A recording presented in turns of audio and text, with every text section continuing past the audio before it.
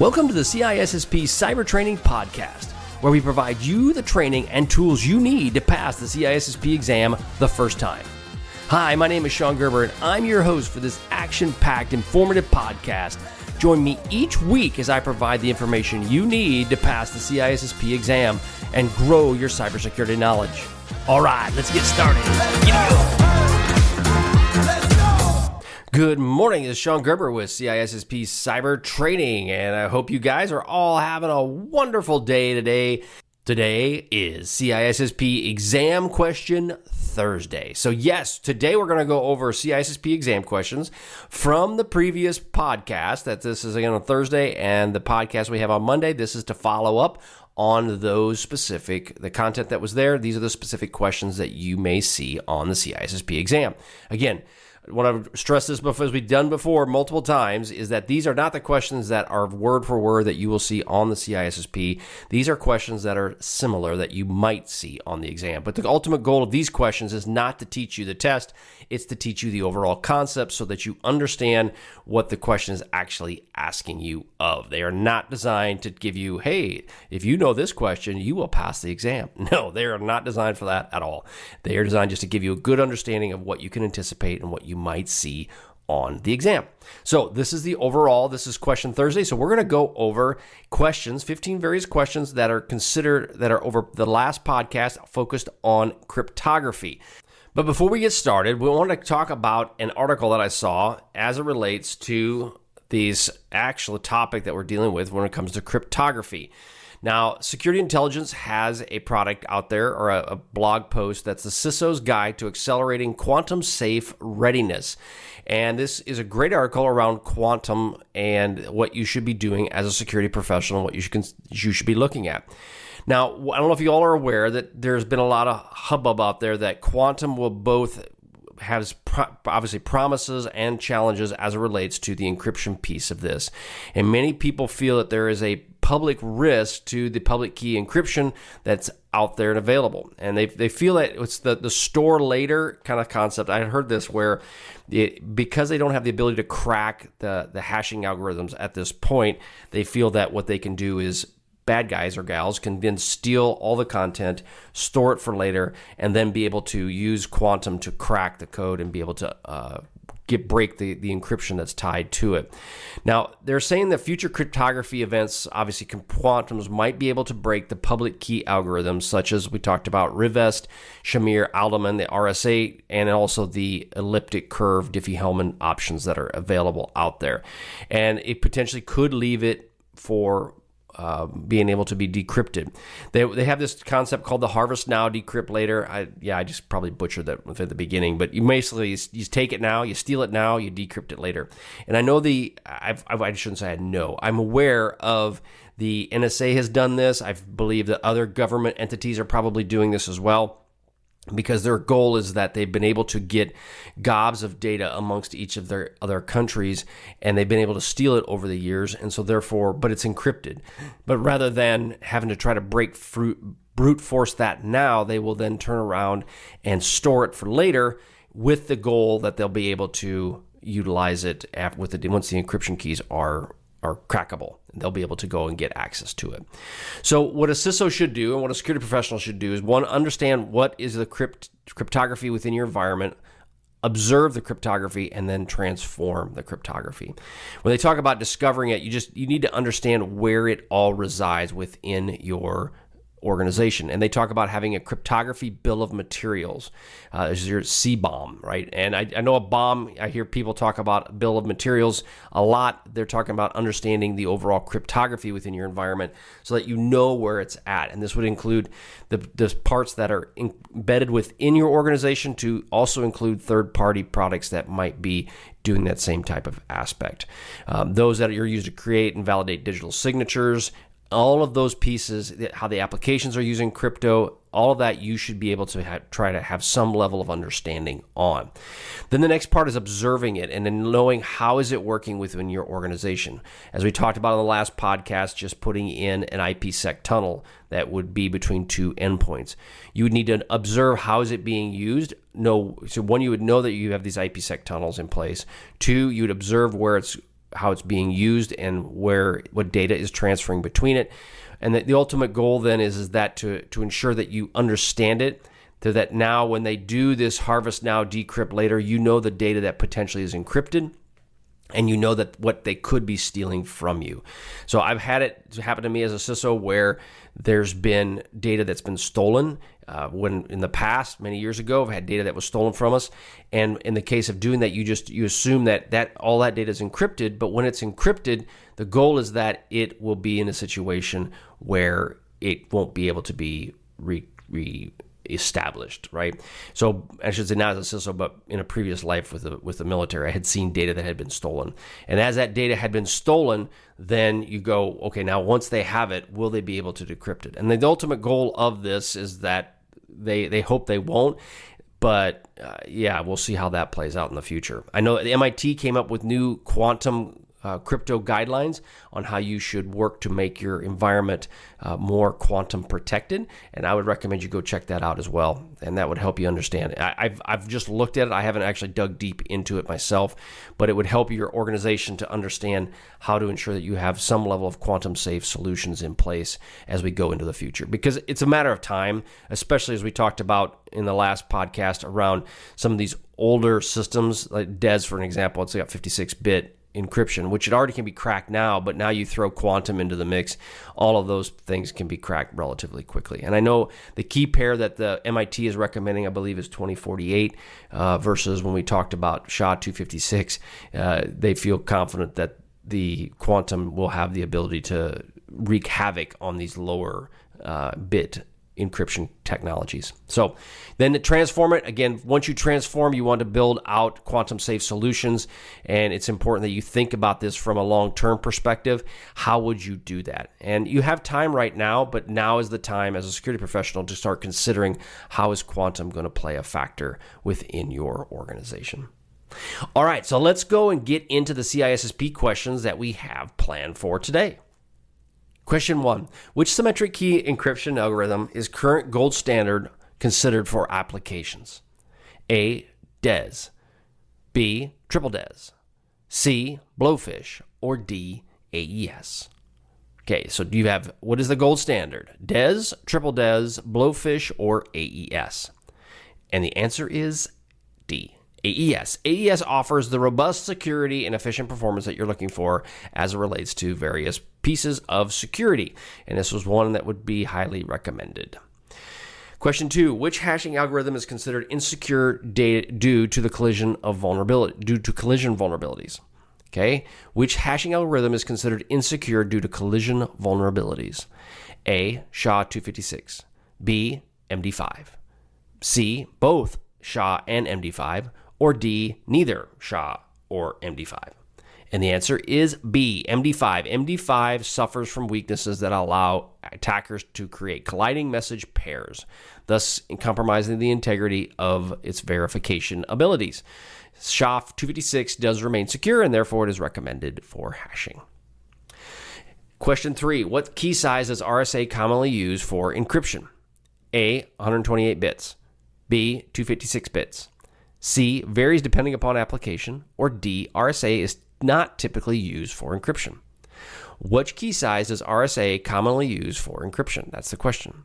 And the answer is D. RSA is not typically used for encryption. It employs key sizes up to 2048 or higher for stronger encryption, and it is capable of encryption, but technically it's commonly used for key exchange and digital signatures. So it is not typically used for encryption. What type of cryptography algorithm is best suited for securing communications on resource-constrained devices such as wearables? Okay, again, if you're looking at a wearable, obviously that's like an IoT device. It would have you'd want something with a low bit or a low key, right? So a low bit, a low amount of bits, a reduced amount of bits. I can't even say it, but you want less bits. So you want that if you're dealing with a wearable. A, AES. B, RSA. C, ECC. Or D, 3DES. Okay, so AES, RSA, ECC, or 3DES. And again, which algorithm is best suited for securing communications on resource-constrained devices such as wearables? And that would be ECC. It offers comparable security to RSA, but with a smaller key size, making it much more efficient for these smaller type devices. Question 5. Which protocol allows secure key exchange over an insecure channel without pre-shared secrets? So which protocol allows secure key exchange over an insecure channel without pre-shared secrets? A. AES. B. Diffie-Hellman. C. Digital signature algorithm. D. Al-Gamal. Which protocol allows secure key exchange over an insecure channel without a pre-shared secret? A. AES. B. Diffie-Hellman. C. Digital signature, or Al-Gamal. And the answer is B. Diffie-Hellman enables two parties to establish a shared secret key even if their communication is intercepted, making it crucial for secure communication protocols such as TLS and SSH. Which advantage does asymmetric cryptography offer over symmetric cryptography? A. Faster encryption, decryption speeds. B. Non-repudiation and digital signatures. C. Smaller key sizes. Or D. More readily available hardware acceleration. Okay, which advantage does asymmetric cryptography have over symmetric? And the answer is B. Non-repudiation and digital signatures. Okay, asymmetric cryptography allows digital signatures, ensuring non-repudiation, obviously proof of authorship, which is not achievable with symmetric algorithms. Question 7. Which of the following is a common application used for hashing algorithms? A. Password storage. B. Software download integrity verification. C. Data encryption. Or D. Blockchain technology. Which of the following is a common application used for hashing algorithms? And the answer is B. Software download integrity verification. So when you're doing integrity verification of downloads, a hashing algorithm is typically used. Why? Because you want to ensure that what is downloaded is actually what you're getting. So you'll see it often when you go to do a download, they'll have the hashing algorithm off to the side, and then you can compare hashes on what you're downloading to ensure that you're getting what you are wanting. Question 8. Which algorithm is most vulnerable to brute force attacks due to its small key size? A. AES 256. B. SHA 512. C. ECC. D. DES. Okay, so which algorithm is most vulnerable to brute force attacks due to its small key size? And that is DES. DES uses a 56-bit key, making it susceptible to being cracked from various attackers. So that's why you want to use stronger algorithms such as AES and SHA. Question 9. Which potential drawback does the key exchange in asymmetric cryptography have compared to symmetric cryptography? A. Lower performance due to complex calculations. B. Susceptibility to man-in-the-middle attacks. C. Increased key management complexity. Or D. All of the above. And the answer is D. All of the above. Asymmetric cryptography can be slower than symmetric due to intricate mathematical operations. It also requires careful management of public and private keys, increasing its complexity. Question 10. Why is using a combination of different cryptography algorithms recommended for secure systems? A. To avoid vendor lock-in. B. To leverage the strengths of each algorithm for specific tasks.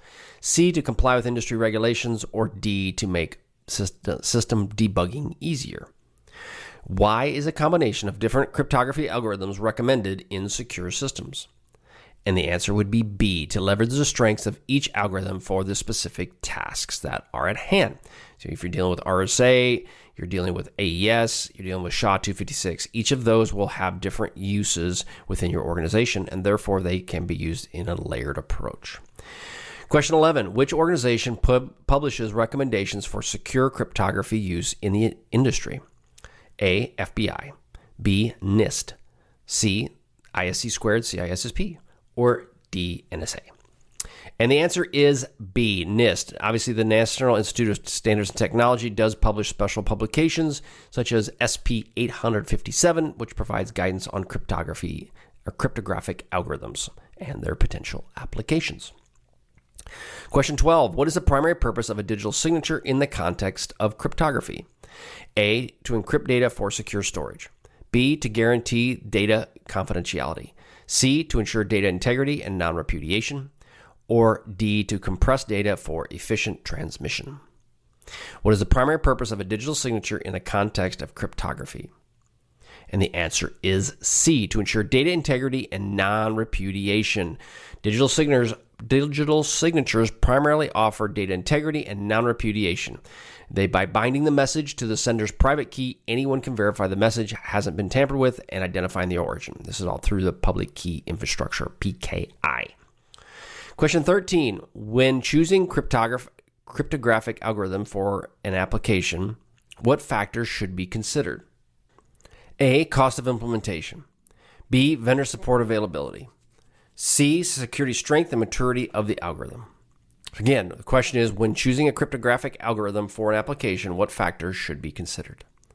And the answer is D, all of the above. I don't think I forgot to mention that one. It's all of the above. Cost implementation, vendor support availability, and security strength and maturity of the algorithm, all of those should be considered as factors. Question 14. What best practice should be followed to secure cryptographic keys in an environment? A, store the keys in plain text for easy access. B, use the same key for multiple purposes. C, implement strong key generation, storage, and rotation mechanisms. Or D, rely solely on software-based key management. What is the best practice should be followed in secure cryptographic keys in your environment? And the answer is C, implement strong key generation, storage, and rotation mechanisms. You want to have all of that in place when you're dealing with keys, and that's really a big factor. As soon as you possibly can, if you have some level of password management and you have keys in your environment, you want to look at rotating them as much as you possibly can. Within practical. You want to make sure that you're not just creating more work for yourself, but key rotation is an important factor in security. Which statement is true regarding forward security in cryptography? What does forward security do? A, it guarantees complete protection against decryption even with compromised keys. B, it ensures past sessions cannot be decrypted if future session keys are compromised. C, it provides perfect security against all cryptographic attacks. Or D, it is not relevant for modern secure communication protocols. So which statement is true regarding the forward secrecy in cryptography? And what is forward secrecy? Well, basically forward secrecy it ensures past sessions cannot be decrypted if future sessions keys are compromised. That's the ultimate goal, is that it's mitigating damage from key exposure. Now, it's obviously not completely 100% going to fix everything, but it will allow you to have some level of protection. And again, all of this comes down to layering it, right? You cannot guarantee that one thing is going to fix everything. You have to ensure that you have layers in place to ensure your protection is adequate. Okay, that's all I've got for you today. Again, this was CISSP Question Thursday. Head on over to CISSPCybertraining.com. Check out some of the great products I've got there. I've got some awesome stuff to help you pass the CISSP exam the first time. Had another one come in today.